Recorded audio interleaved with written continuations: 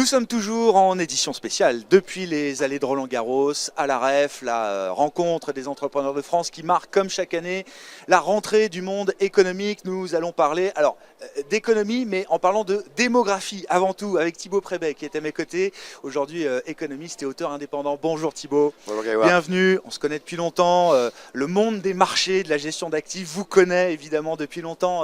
Thibaut, vous êtes en train de finaliser un ouvrage sur la démographie. J'ai appelé l'interview It's the Demography Stupid.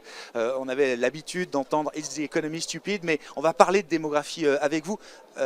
Déjà, pourquoi cette obsession pour la démographie, Thibaut ? Alors quand j'ai commencé ma carrière, il y a bien longtemps, j'étais jeune, j'avais encore plus de cheveux, on travaillait chez Quilvest avec un économiste indépendant qui s'appelait François Givry, qui était quelqu'un de très brillant, et il disait toujours des trucs qui me paraissaient complètement débiles, et à la fin il avait toujours raison, il m'a parlé début 2000, des années 2000, qu'on aurait bientôt des taux à zéro en Allemagne. Moi ça me paraissait mais complètement lunaire. On était à quoi, 4% début 2000, c'est ça en Allemagne? D'accord. Et en fait, il disait, mais en fait, vu la démographie, vu la baisse des naissances, c'est sûr qu'à un moment on arrivera à quelque chose de déflationniste et on devra mettre les taux à zéro en zone euro.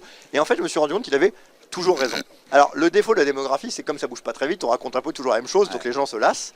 En revanche, en général, on a raison. Et donc je me suis dit, quand on n'est pas à 2 mois, 3 mois, ce qui quand on n'est plus sur les marchés au quotidien est un confort, en général la démographie donne les bonnes réponses. Et elle les donne très en avance. Et donc ça c'est très intéressant. Il y a quelques années on écrivait par exemple, dans un monde sans démographie, ce qui va marcher c'est les nouveaux besoins. Et donc ça va être la tech, la santé. Et quand vous regardez le parcours depuis 10 ans, c'est plus ça que l'industrie et le retail qui a marché. Donc vous voyez, ça vous donne des bonnes boussoles. Et donc j'ai toujours gardé ça, avec effectivement le défaut qu'on a l'impression de radoter. Donc ça peut lasser. Mais on a souvent raison, donc on est quand même réinvité. C'est un sujet passionnant. Et puis on prend un peu de hauteur. Souvent dans les marchés, on est toujours dans la petite actualité. Quand on prend la démographie, on a un autre avis. Donc voilà, c'est quelque chose qui m'a toujours accompagné et que j'ai toujours trouvé intéressant. Et j'ai eu envie d'écrire dessus parce que tout le monde en parle aujourd'hui. Il y a vraiment une effervescence sur le sujet qui est pourtant très prévisible pour des raisons qu'on pourra évoquer. En fait, on s'en rend compte toujours trop tard. Oui, il y a une forme de déni effectivement face à ces tendances lourdes, structurelles, démographiques ou un réveil un peu tardif. Juste pour continuer sur votre bouquin, la sortie est prévue quand, en 26, c'est ça Thibaut? D'accord, dans toutes les bonnes librairies en 2026 pour ceux qui s'intéressent à la démographie. Si on prend justement un peu de recul par rapport aux grandes tendances démographiques mondiales, on est sorti définitivement d'un super cycle démographique, c'est comme ça que vous le qualifiez, Oui, Thibaut? mais alors on est sorti il y a déjà quelques temps. Oui. Ce qui est en train de changer, c'est qu'on est en train de sortir de la phase sympa. C'est-à-dire que moi, il y a un parallèle que j'aime bien faire, c'est l'idée... Donc super cycle démographique, c'est des taux de natalité qui permettent le remplacement des populations, etc. Quelque chose de dynamique de ce point de vue-là. Ou même et comme la mortalité a beaucoup baissé, des très fortes hausses de population, donc du nombre de consommateurs, mais en même temps de la main-d'œuvre, ce qui permet de ne pas avoir d'inflation, et donc globalement, d'avoir tout le temps une épargne pour financer les besoins, enfin un truc qui s'auto-alimente. Vertueux, quoi. Le problème, c'est que ça a changé il y a longtemps. On est passé sous les 2 enfants par femme, en l'occurrence les 2,1, parce que c'est un peu plus pour tenir compte de la mortalité infantile et du déséquilibre entre hommes et femmes. Il y a plus de femmes que d'hommes. En fait, ça a changé il y a longtemps. Pourquoi on l'a pas vu? Moi, j'aime bien faire un parallèle avec la cristallisation de Stendhal. Est-ce que vous voyez ce que c'est, Grégoire? Bon, Stendhal, il théorise un truc qui est la cristallisation, qui est de dire en fait que l'être aimé, vous le revêtez de qualité qui fait qu'il vous paraît sublime. Puis quand vous voyez un peu plus la réalité, c'est un peu emmerdant et parfois c'est un peu tard. Alors il faut aussi l'image, vous savez, vous prenez un morceau de bois, vous le mettez dans de l'eau qui est en train de geler, ça fait des beaux cristaux. Puis quand ça fond, c'est moins beau. Perry John aussi en parle. Alors l'idée c'est quoi? C'est que si on prend l'exemple de l'Italie aujourd'hui par exemple, vous avez, comme l'Allemagne il y a 20 ans que tout le monde célébrait, une baisse de la natalité. Au début, vous avez de moins en moins de dépenses pour les gamins, donc pour le budget, c'est plus cool. Top. Dans le même temps, il y a un chômage qui se pète la gueule parce qu'il y a moins d'arrivants, plus de partants. Et donc, ça a l'air super. Et puis, au bout d'un moment, vous avez aussi de moins en moins de consommateurs, vous avez plus de seniors et de régimes à financer, ce qui vient à nouveau vous plomber votre déficit. Vous avez une économie comme l'Allemagne aujourd'hui qui enchaîne les récessions. Et là, vous vous rendez compte que c'est pourri. Mais comme il y a 15 ans, au lieu de dire c'est la démographie qui est en train de nous aider, mais maintenant il faut préparer la suite, vous étiez content de dire c'est grâce à nos politiques. C'est grâce à nous. Oui. D'ailleurs, regardez en 80 en France, on avait une démographie forte. Ça allait nous aider à l'avenir. Et on était hyper envieux de l'Allemagne qui avait une démographie de merde en disant eux c'est des génies. Et donc en fait le temps qu'on s'en rende compte, qu'on ait un peu de lucidité, c'est trop tard. Et donc c'est la cristallisation. Et le dernier exemple que j'aime bien prendre, en 1980, 2% de chômage au Japon, 12 de taux de chômage aux États-Unis, plus fort et plus faible respectivement. Meilleure croissance des marchés financiers développés depuis les États-Unis, pire le Japon. Donc vous voyez qu'en fait, ce truc sympa économique, démographique, ça peut vite dans la gueule très vite. Et donc voilà, il y a un devoir de lucidité et on commence à s'y mettre. Il n'est pas encore trop tard, mais typiquement en Italie, en Allemagne, on a une illusion qui s'est déjà retournée en Allemagne, qui va bientôt le faire en Italie et qui va bientôt commencer en France. Quand vous dites on commence à s'y mettre, qu'est-ce que ça veut dire, Thibaut? On commence à se réveil tardif. Oui, mais c'est-à-dire quelles sont les réactions que vous observez là? Les réactions de beaucoup de gens, en fait, c'est de se dire, ils avaient deux possibilités. La première, c'est faire preuve de réalisme, ce qu'est en train de faire le gouvernement Bayrou une fois qu'il sait qu'il va sauter, où là on peut dire les choses, qui est de dire on a un problème démographique. Et donc là il y a deux solutions. Une solution qui est pipeau, qui est de dire on va relancer la fécondité. Ouais. Ça marche dans 0 pays dans le monde. Pourquoi pipeau? Oui, on décrète pas, on le voit en Chine. On décrète pas 2, 3 enfants. On a arrêté l'enfant unique, on est passé à 3, la fécondité elle a baissé, puis elle a baissé. La réalité c'est que les gens font des enfants, ils ont envie de faire des enfants. Si vous leur interdisez, ok ils en font pas. Mais si vous dites maintenant faites-en, ils font ce qu'ils veulent. Et en plus, quand vous avez une population de plus en plus vieille, elle a quand même de plus en plus de mal à s'y remettre.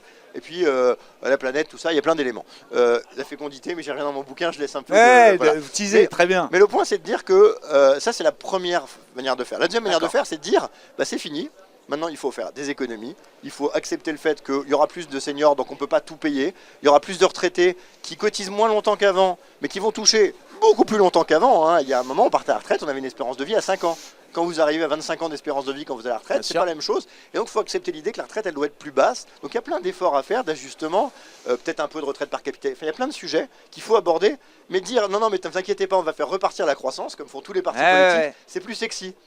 Mais donc là, on est au début de ce réveil tardif, au début de la prise de conscience. Là, en fait, si vous revenez dans ce truc... Je pense à la retraite, par exemple. Ouais, moi j'avais évoqué ce truc-là à l'époque du changement de système vers des systèmes de coalition en France. Et j'évoquais, vous savez, les stages of grief. Ouais. Voilà, j'en avais parlé d'ailleurs sur votre plateau, j'étais dans les premiers à le faire, ça avait été pas mal repris. On est un peu dans la même chose sur la démographie, c'est-à-dire qu'on est dans la phase, pour l'instant, de déni. C'est rendu, il y a un changement démographique. T'inquiète, on va faire repartir le truc. Ouais. Voilà, on a compris. Voilà, on a une voiture, le moteur a cassé, mais vous inquiétez pas, je fais 2 fils, ça repart. Et après, on va rentrer dans des phases qui vont nous amener jusqu'à l'acceptance, la phase finale, qui va être comment on s'adapte. Là, on n'en est pas là-dedans. On est à comment on inverse. Donc, je comprends. Ça marchera pas. Mais ça montre déjà qu'on a compris qu'il y avait un sujet. Le seul problème, comme d'hab, c'est que on attend que ce soit trop tard pour voir qu'il y a un sujet, parce qu'au début, le sujet a l'air sympa. Ouais, je comprends, c'est ces espèces de courbangies inversées, quoi. Au début c'est sympa et puis après ça devient contre-productif, ça devient négatif, quoi. Regardez ce qui se passe en politique française. Tous les politiques disent le chômage...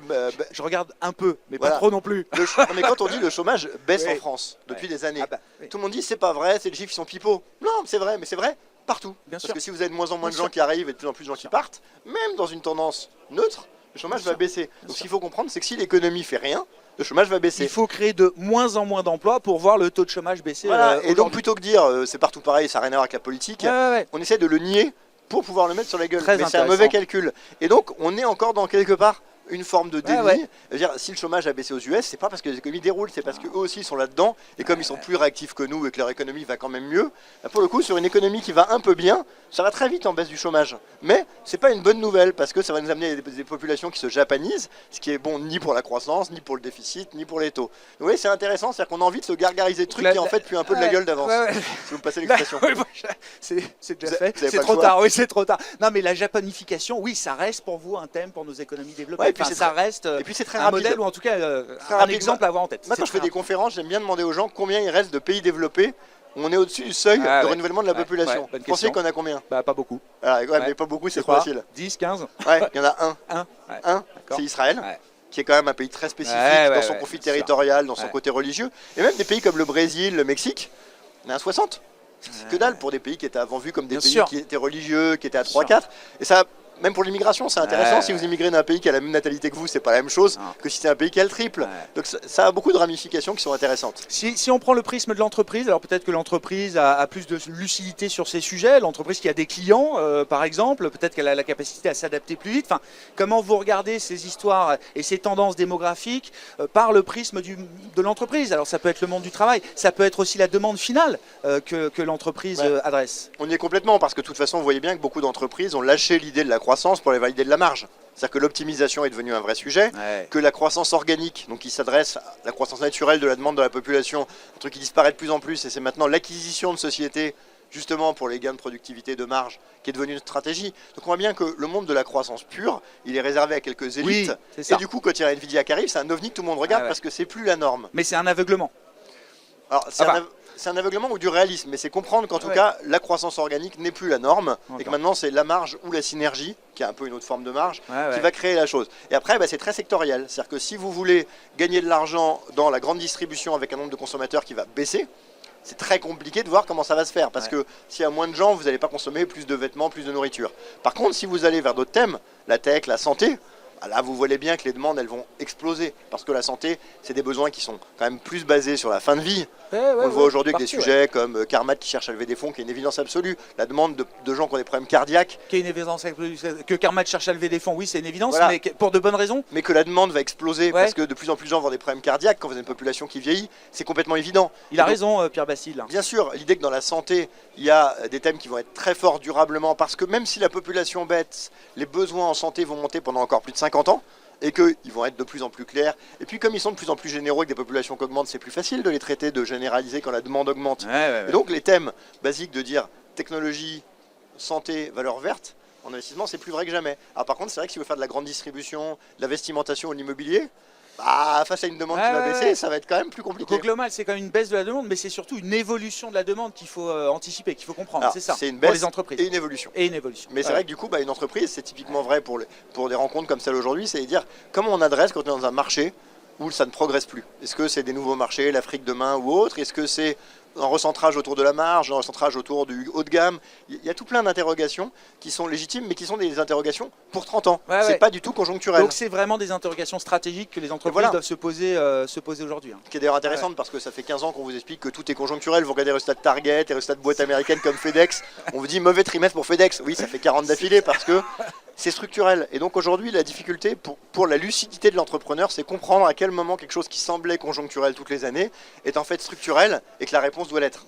Bon, vous avez gardé votre âme de gérant et d'investisseur. On en dira un mot d'ailleurs des marchés, démographie et marché. Mais démographie, endettement, je sais pas, les tendances démographiques, le vieillissement, etc. C'est plus d'endettement ou pas forcément? C'est plus d'endettement, mais c'est surtout que l'endettement à la fin, il ne s'arrête pas. Donc il y a un moment, il faut juste un rééquilibrage. Et accepter l'idée que nous dire tous les ans, les retraites c'est financé, c'est 60 ans, tout le monde sait que c'est complètement débile. Et donc il y a un moment où il faut avoir le devoir de lucidité, de dire, bon, on aime bien, ça veut dire, ça va être gratuit pour les seniors. Quand vous rendez les bus gratuits pour les seniors, ça veut dire que c'est les actifs qui payent. Ajouter des transferts des actifs vers les seniors, c'est la tendance, ça n'a aucun sens. Il va falloir renverser ça. Mais la grosse difficulté, qui est un des sujets que je traite dans mon livre, qui est un défi démocratique, c'est de dire, quand le plus grand nombre de votants sont les seniors, comment on réorganise les transferts des seniors vers les actifs? Bien sûr. C'est hyper compliqué, puis il y a plein de ramifications. Vous voulez gérer la retraite, vous voulez gérer les successions. Comment vous faites quand vous héritez à 70 ans? Comment ça crée de la valeur, de la consommation? Donc c'est vrai que redessiner tout ça, c'est des défis sociétaux qui, quand on n'arrive déjà pas à faire une confiance ou à voter une mini-loi, va être un défi très important dans tous les pays occidentaux. On est en plein dedans. Donc est-ce que ça va avancer comme en Italie le jour où on est un peu au bord du gouffre, et là ça avance? Et le problème c'est qu'en France, je pense que nous on n'est pas au bord du gouffre, on est à 50 km du gouffre. C'est ça. Donc où est-ce qu'on continue à rouler le temps qu'on soit prêt? Ou est-ce qu'on se dit ça serait bien de faire avant? Vu les différents discours, on n'est pas vraiment dans le discours de vérité, on est encore dans le discours de fantasme, de dire les jours heureux, tout ça. Donc voilà, c'est un sujet qui va jusqu'à la démocratie et qui va être très important et qu'il faut traiter de manière courageuse. On n'y est pas tout à fait, et si on était courageux avant d'être à 2 jours de la démission, ce serait plus facile, mais on n'y est pas. Bon, démographie et marché, ça c'est le dernier point qui nous intéresse avec vous. Thibaut, qu'est-ce que ça veut dire? Alors vous avez déjà évoqué effectivement l'idée que la marge l'emporte aujourd'hui sur l'idée de la croissance interne pour les entreprises. Qu'est-ce que ça veut dire sur les marchés, sur les valorisations des actifs qui sont cotés ou non cotés d'ailleurs sur les marchés? Oui, démographie et marché, ça dit quoi? Ça dit que dans un monde qui aura de moins en moins de croissance, les actifs qui en ont beaucoup de valeur. Donc là, il est quand même donc très des PE plus élevés pour des boîtes qui ont de la croissance. Oui, mais ça après, c'est quand même déjà quelque chose qu'on voit.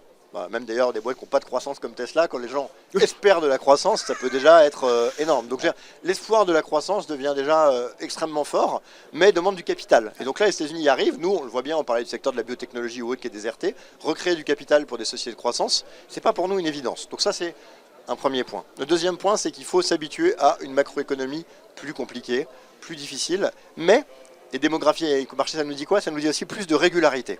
C'est-à-dire que c'est ça, moins de volatilité quand même dans la macro. Moins de volatilité parce qu'en fait, quand vous réfléchissez, une économie qui est très forte, c'est une économie avec beaucoup de chômage parce qu'il y a beaucoup d'arrivants sur le marché. Mais quand vous avez 10 de chômage, quand il y a un pet, tout de suite, tout le monde a peur de se faire virer, tout le monde arrête de consommer et vous créez des cycles très entretenus. Et il faut cette fameuse relance keynésienne qu'on a pris comme une théorie tout le temps, mais qui en fait devrait être ponctuelle, comme la réponse. Mais quand votre économie, ce qui est le cas du Japon, elle a un chômage de 2, vous le voyez bien, les gens n'arrêtent jamais de consommer. Je veux dire, Il y a toujours un petit filet, quoi. Prenez 2022. 2022, c'est une année très difficile boursièrement, mais les gens autour de vous, personne n'a peur de perdre son job. Parce qu'en fait, les boîtes n'arrivent pas à recruter. Donc si vous licenciez en 2008, vous savez que dès que ça repart, vous recrutez. Mais en 2022, une entreprise qui sait que s'il est licencié, elle va galérer à recruter. Donc il n'y a pas eu de plan de licenciement. Donc quand il n'y a pas de plan de licenciement, les gens n'arrêtent pas de consommer. Donc en fait, votre creux économique, il est quasiment inexistant. Et vous voyez que l'économie du Japon, c'est exactement ça. Donc moins de pics et moins de creux, quoi. C'est une économie qui est très régulière, mais avec une pente très faible, voire nulle, voire négative. Donc on est passé de sinusoïdes très importants en convergeant vers des lignes plates, mais un peu mortes. Et donc ça, c'est un élément qui boursièrement va aussi générer de la régularité. Et donc ça, c'est intéressant, mais avec des rebasculements effectivement vers des indices avec des valeurs qui en fait font peu de chiffre d'affaires, mais beaucoup de croissance. Et donc en fait, toutes les valeurs chiffre d'affaires, elles disparaissent des indices. Je rappelle que j'aime bien le dire, dans les plus gros poids en termes d'emploi en Europe, vous trouvez Stellantis, Volkswagen, la grande distrie, Carrefour, bien sûr, vous avez trouvé à l'échelle mondiale Téléperformance, Walmart, etc. Boursièrement, alors Walmart c'est un peu différent parce que boursièrement c'est bien reparti avec la partie digitale. C'est vrai. C'est peanuts. Et vous prenez les General Electric et tout ça, ça n'existe plus. Non. Et vous prenez les chiffres d'affaires d'NVIDIA, je veux dire, on est en train de parler de résultats à 50 milliards de chiffre d'affaires. C'est grotesque. Vous parlez du cloud d'Amazon qui reprend quasiment la totalité de la valorisation. C'est grotesque. Donc il y a un changement qui, à mon sens, est tout à fait durable, mais qui implique aussi de faire des paris. Parce que quand vous voulez prendre une boîte de croissance avant qu'elle soit trop chère, on en est encore là-dessus. Donc ça veut dire un marché différent, mais qui va, et à mon sens, c'est une des grandes règles actuellement, rester très thématique. C'est-à-dire que je pense que la thématique, contrairement à d'autres, n'est pas une mode, parce qu'un monde démographique touché est un monde où certains secteurs n'ont pas d'avenir. Et donc ça va, l'idée des rotations, de certains secteurs pas chers qui vont revenir, mais j'y crois pas tellement. Voilà. C'est fini. Ces mouvements-là, c'est fini. Ouais, je pense qu'on va rester vers des secteurs, une vision très démographique, sectorielle. Et vous voyez d'ailleurs, les secteurs qui marquent correspondent tout à fait à ces secteurs à potentiel démographique. Et les secteurs qui sont touchés sont les secteurs à grande difficulté démographique, avec en gros le gros sujet qui va être l'immobilier. Bon, vous avez trouvé le titre du bouquin, Thibaut? Ouais, c'est encore en discussion. Parce que avec l'éditeur. Non, mais le problème, c'est que vous avez envie de faire des choses assez politiques. Mais la vie d'un livre, ça peut être 2-3 ans. Donc si vous répondez à une thématique politique aujourd'hui sur tous les gens qui font une belle saillie, comme encore fait le Premier ministre japonais sur la démographie, qu'est-ce qu'il a dit dans 6 mois. Non, mais vous savez, il y a toujours cette idée de drame silencieux qui est formulée de manière différente par plein de personnes, de catastrophes mêlantes. Donc tout le monde a un peu son oxymore sur le sujet. Mais la difficulté, c'est que si normalement ça ne parle plus à personne, voilà. Donc en cours de débat, mais ce qui est sûr en tout cas, c'est que moi, mon vrai objectif là-dedans, c'est de m'intéresser au pluridisciplinaire. Ne pas le limiter à un problème de retraite, ou un problème éco, ou un problème d'inflation. Ça touche tout. Mais c'est de voir tout ce que ça redessine. Donc c'est un enjeu ambitieux, mais je serais ravi que les électeurs accompagnent là-dessus parce que je pense que c'est un point qui doit tous nous faire réfléchir. It's the demography stupid. Merci beaucoup Merci, Thibaut Prébet, économiste et auteur indépendant avec nous depuis la Rêve dans cette édition spéciale de Smart Bourse.